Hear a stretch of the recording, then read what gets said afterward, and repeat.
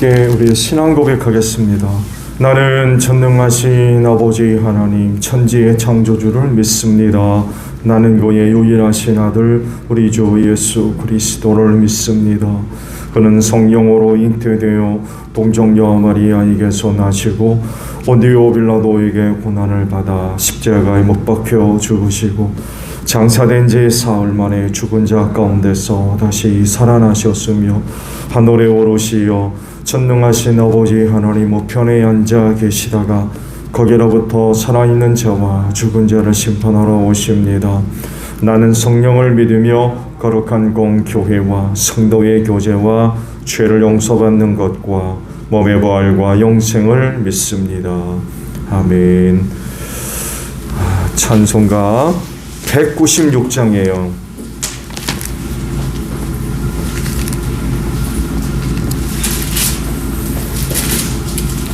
찬송가 196장입니다.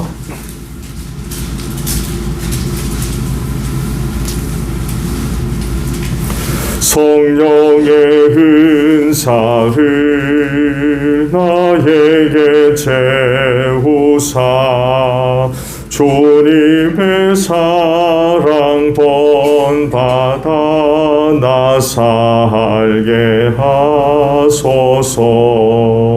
성령의 은사를 나에게 채우사 정결한 마음 가지고 나 행케 하소서. 성령의 은사를 나에게 채우사 더러운 세상 탐욕을 다 태워주소서. 성령의 은사를 나에게 채우사 영원한 주님 나라에 나 살게 하소서. 아멘. 말씀을 보겠습니다. 사무엘상의 말씀이에요. 사무엘상 17장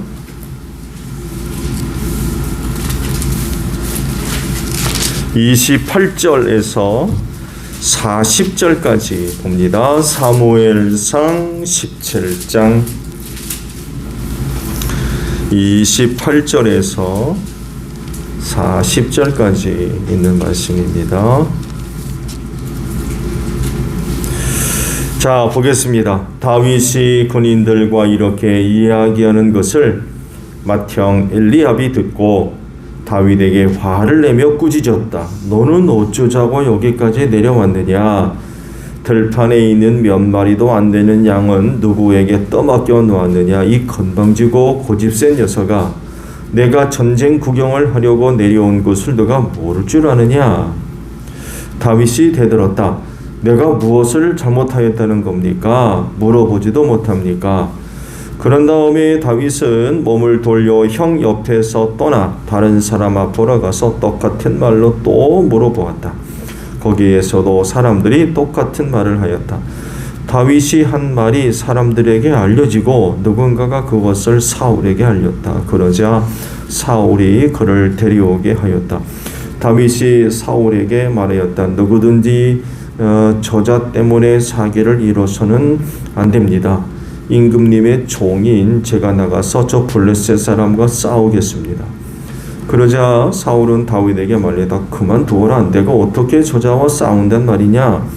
저자는 평생 군대에서 뼈가 굵은 자이지만 너는 아직 어린 소년이 아니냐? 그러나 다윗은 굽히지 않고 사울에게 말하였다. 임금님의 종인 저는 아버지의 양떼를 지켜왔습니다. 사자나 곰이 양떼에 달려들어 한 마리라도 물어가면 저는 곧바로 뒤쫓아가서 그놈을 쳐 죽이고 그 입에서 양을 꺼내어 살려내곤 하였습니다. 그 짐승이 저에게 덤벼들면 그 턱수염을 붙잡고 때려 죽였습니다. 제가 이렇게 사자도 죽이고 곰도 죽였으니 저 할례받지 않은 블레셋 사람도 그걸로 만들어 놓겠습니다. 살아계신 하나님의 군대를 모욕한 자를 어찌 그대로 두겠습니까?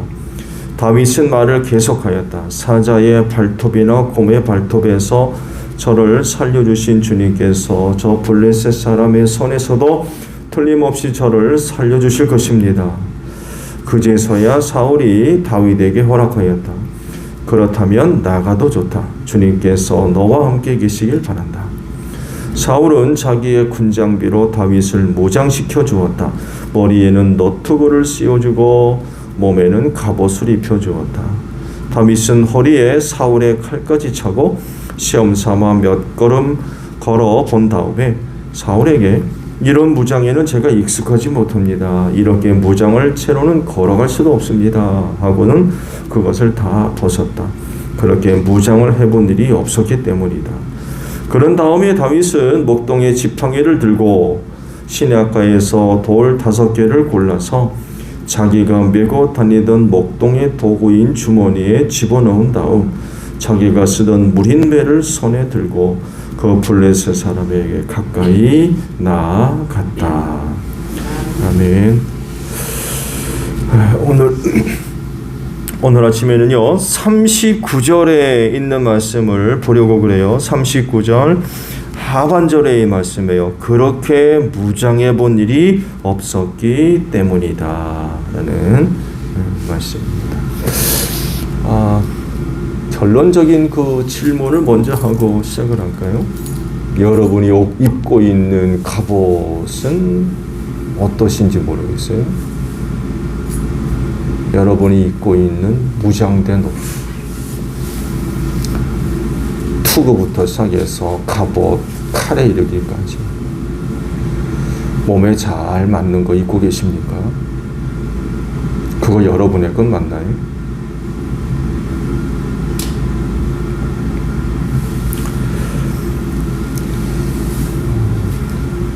하나님만큼 나를 잘 아시는 분이 없습니다.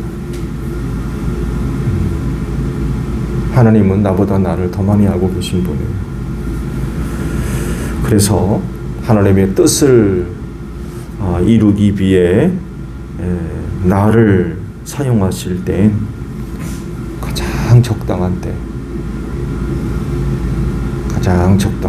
딱 알맞은 때, 그리고 가장 적당한 곳에, 그리고 가장 적당한 은사를 주셔서 사용하시는 분이 하나님이십니다. 심지어는 하나님께 합당한 사람으로 만들기까지 하십니다. 모세가 아마 가장 좋은 예가 될 수 있을 것 같아요. 이스라엘의 역사 중에 몇 손가락 안에 드는 정말 훌륭한 그런 그 인물이죠. 위대한 인물입니다.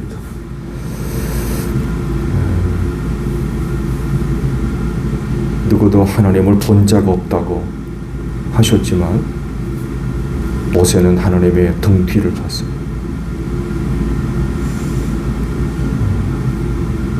대단히 놀라운 그런 그 사람이죠. 그를 통해서 하나님의 놀라운 능력의 역사가 나타나죠. 정말 위대한 인물입니다.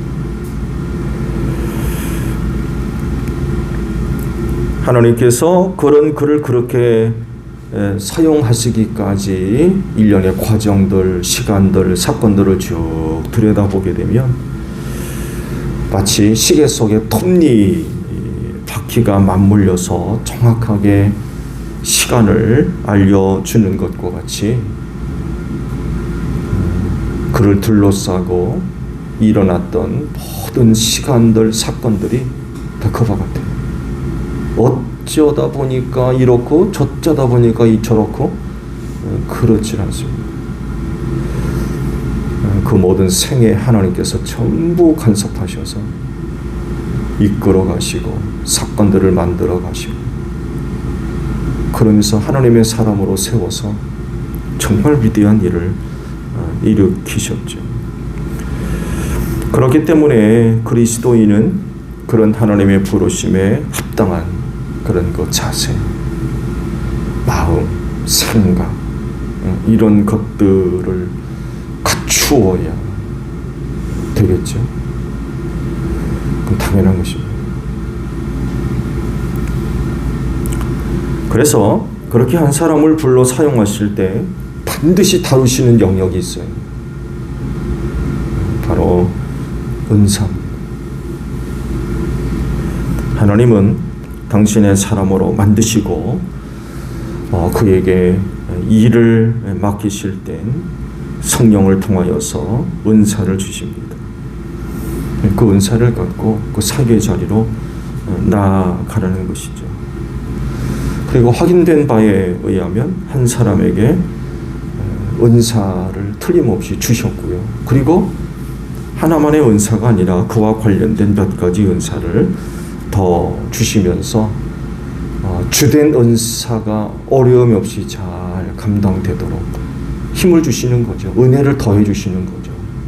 그러면서 또한 또 다른 많은 주님의 동역자들과 함께 사역하라고 그런 그 은사다발로 함께 주는 것들을 우리가 발견할 수가 있습니다. 사역의 풍성함을 이루는 거죠. 어느 한 가지만이 아니라 그와 연관된 또 다른 은사들이 주어짐으로 인하여서 또 다른 주의 종들과 함께 힘을 합치고 뜻을 모아서 주의 일을 이루게 하셨던 거죠. 그래서 그런 일꾼들에게 꼭 필요한 것이 바로 겸손함이기도 하죠. 왜냐하면 자기에게 맡겨진 일을 감당할 뿐만 아니라 또 다른 사람의 사역을 도와주어야 하기 때문에 그래요. 겸손하지 않으면 이런 그 사역들이 불가능하게 됩니다. 이런 내용들을 볼 때에 그리스도인은 하나님이 주신 은사가 꼭 확인되어야 돼요. 성령께서 내게 어떤 은사를 주셨는지 반드시 확인되어야 돼요. 그리고 거기에 맞게 사역이 감당되어져야 됩니다. 그래야 주신 은혜가 빛을 발할 수 있고요. 하나님께서 영광을 받으실 수가 있습니다. 그리고 맡은 이들에겐 감사와 기쁨을 얻을 수가 있겠죠. 그런데 반대로 맞지 않는 것, 즉 성령께서 주시지 않는 것을 하려고 하면 자칫 시험에 들 수 있습니다. 모세도요, 이집트 왕자로 있을 때 눈이 열렸어요. 자기가 누군지를 인식하게 됐습니다. 그러면서 동시에 뭘 봅니까? 동족을 보기 시작합니다. 눈이 열리니까. 저희 눈에 들어온 게 뭐예요? 고통받는 동족이었어요. 노예로 죽을 똥 살 똥 일만 하다가 그야말로 죽는 비참한 그런 그 삶을 사는 동족이 눈에 들어오기 시작하죠. 그러면서 사건을 일으키죠. 동족을 핍박하는 이집트인을 몰래 쳐 죽이는. 근데 들통났어요. 성공하지 못했다는 얘기예요. 그리고는 발각이 돼가지고 이집트를 도망쳐 나오지 않을 수가 없었죠. 왕자가 어디 있습니까? 이후 40년 미디안 광야에서 정말 이름도 없이 묻혀 삽니다. 그냥 그렇게 죽어도 누가 죽은지도 몰라요. 누가 어디서 사는지도 모르고.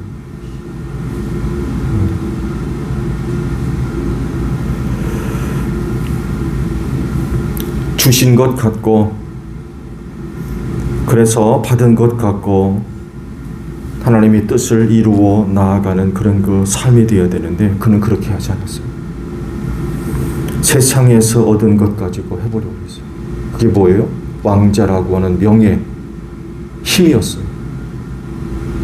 이집트 왕자로 크지 않았습니까? 가는 곳마다 사람들이 엎드려서 추앙하고 말 한마디에 모든 백성들이 받들어 섬기고 아시듯이 파라오는 산신입니다. 살아있는 신, 이집트의 신처럼 추앙받았어요. 왕자 하면은 어느 정도였겠습니까? 어느 정도였겠어요? 거의 뭐 절대적인 힘이죠. 그런 세상에서 얻은 것 가지고 해보려 하다가 크게 실패해가지고 왕자라고 하는 그런 높은 자리에 있다가 하루아침에 뚝 떨어져가지고 양이나 치는 목동. 당시 이집트 문화에서 목자들이 여러분 인간 대접도 받지 못했습니다. 여러분 아시죠? 야곱이 그 형제들을 만났을 때 그러잖아요. 조상적부터 양을 치던 사람들이라고 얘기를 해라. 왜냐하면 그렇게 얘기해야 고센 땅에서 우리끼리 살 수 있다. 이집트 사람들이 양치는 목동들을 사람 취급도 안 했다는 거예요. 유대인 입장에서 보면은 노예들, 부정한 사람들 이렇게 취급했다는 거예요. 사람 대접을 하질 않았어요. 이집트 왕자에서요, 양치는 목동 그런 사람이 됐어요. 하루아침에.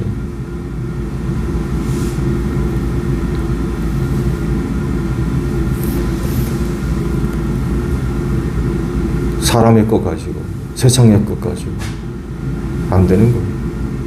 될 줄 알았지요.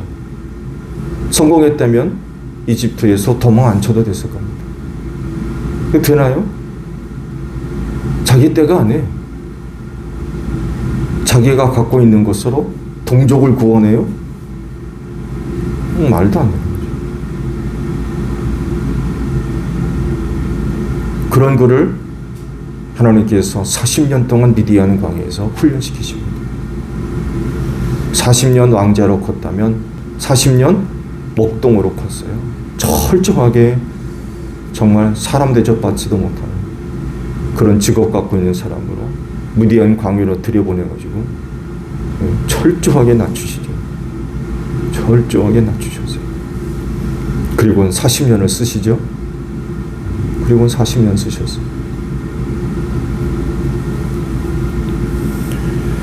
하나님의 부르심에는 후회가 없다고 하셨는데 이 말씀을 이루는 그리스도인이 되려면 반드시 주신 것 같고 받은 곳으로 거기에 맞게 사역이 이루어져야 됩니다. 다윗이 아버지 심부름으로 블레셋과의 전쟁터에 나아간 형제들을 만나려고 왔죠. 근데 와서 보니까 골리앗이 나와가지고 조롱하고 비웃는 거예요. 그렇지만 이스라엘 쪽에서는 너무나도 무서워가지고 꼼짝도 못하는 거예요.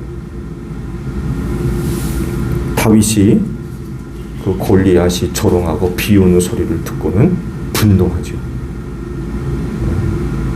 성령께서 거룩한 분노를 일으키실 것 같아요. 그래가지고 골리앗과 맞서게 되죠. 이때 사울왕이요, 그 다윗을 내보내기로 하고는 그냥 보낼 수가 없어가지고 자기가 쓰고 있던 투구 머리에 씌우고 입고 있던 갑옷 입혀주고 차고 있던 칼을 채워주고 그리고는 무장시켰어요. 근데 다윗에게는 맞지를 않아요. 아직 어린아이였다라고 표현한 거 보니까 성년이 되지를 못한 그야말로 소년이었던 것 같아요. 또 어른의 옷을 입혀놓으니 그게 맞겠습니까? 전쟁터에 나가면 당연히 무장을 해야 되지만 그렇다고 사울의 것을 입혀놓는다고 해서 그게 맞느냐 말이에요.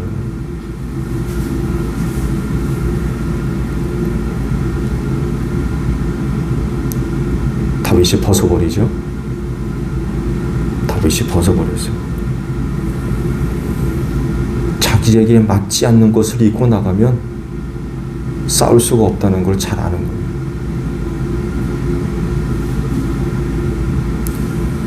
적과 싸우려면 그렇게 무장을 해서는 싸울 수도 없고 승리할 수도 없다는 것을 잘 아는 거죠.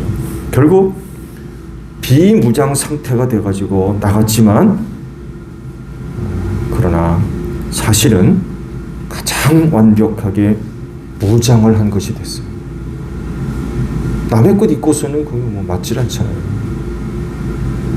자기에 맞는 것을 입고 나가는 거죠. 표면적으로 보게 되면 전쟁터에 나와 싸울 상태가 아닌 거죠. 무장이 안 됐으니까. 그렇지만 그 당시로서 다윗은 가장 완벽하게 무장한 거였어요. 그게 자기에게 맞는 것이었기 때문에 그래요.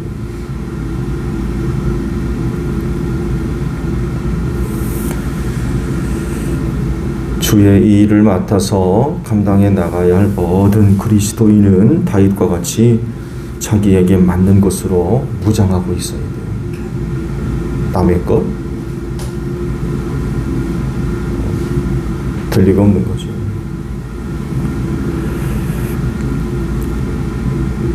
성령님이 주신 은사를 갖고 있어야 하고요. 또 그것이 무엇인지 잘 알고 있어야 됩니다. 그래야 맡은 일에 유능할 뿐만 아니라 신실함과 충성된 그런 그 모습이 고백될 수 있어요. 이게 맞지 않으면 유능함이 어디 나타납니까? 나만 맞지 않는, 내 것도 아니고 아무리 잊고서 내 것이다 그거 내 거다 그런다고 내게 됩니까?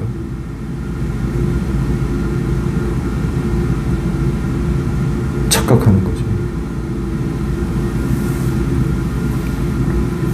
로마서 12장 3절 보면 나는 내가 받은 은혜를 힘입어서 여러분 각 사람에게 말합니다. 여러분은 스스로 마땅히 생각해야 하는 것 이상으로 생각하지 말고 하나님께서 각 사람에게 나누어 주신 믿음의 분량대로 분수에 맞게 생각하십시오. 라는 그런 말씀을 하세요. 그래야 부르심에 합당하게 행할 수 있고요. 충성되고 신실한 종으로서 그 맡겨진 일들이 감당되어질 수 있습니다. 그래서 제가 설교를 시작하면서 여러분에게 말씀드렸던 그 말씀을 다시 드려볼게요. 지금 내가 입고 있는 무장들, 옷들 한번 살펴보실래요? 그건 내게 맞는 거 맞습니까? 그거 나한테 맞아요? 그 내 거 아닌 거 아닙니까 혹시? 성령께서 주신 거 맞아요?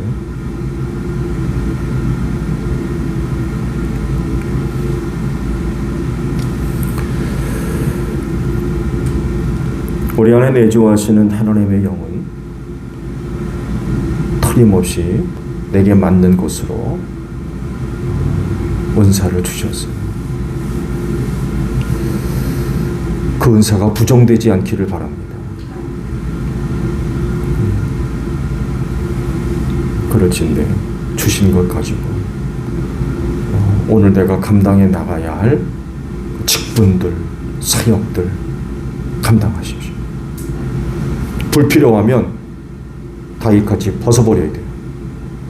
그런 거 입고 있다가는 성공할 수 없어요. 그런 거 입고 어떻게 나가 전투를 합니까? 감당할 수 없는 거죠. 다윗이 정말 훌륭한 결정을 했어요. 말씀드린 대로 가장 완벽하게 무장을 했어요. 사울의 투구를 쓴다고 갑옷을 입고 칼을 찬다고 그게 무장된 게 아니에요. 여러분 아시듯이 지난번에도 말씀 생각나십니까? 철제 무기는 단 2사람만 갖고 있었대요. 사울과 요나단만 무기를 갖고 있었대요. 그러니까 제대로 전쟁터에서 나가서 싸울 만한 무기는 그 2사람만 갖고 있었는데 그 중 하나를 다윗이 차고 있었던 거예요. 사울의 칼을 들고 있었던 거예요. 보면은 뭐 이만한 무장이 어디 있습니까?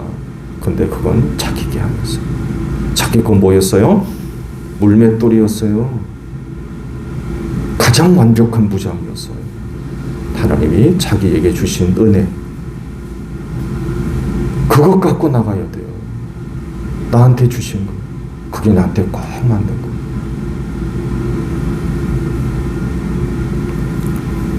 착각하면 안 됩니다.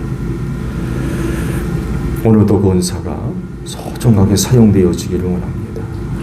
그래서 하나님이 부르시면 후회하심이 없다고 하셨는데 그런 그 말씀들이 온전히 이루어져서 하나님을 높여드리고 또 기쁘시게 해드리는 여러분들이 되시기를 바랍니다. 주기도문 합니다.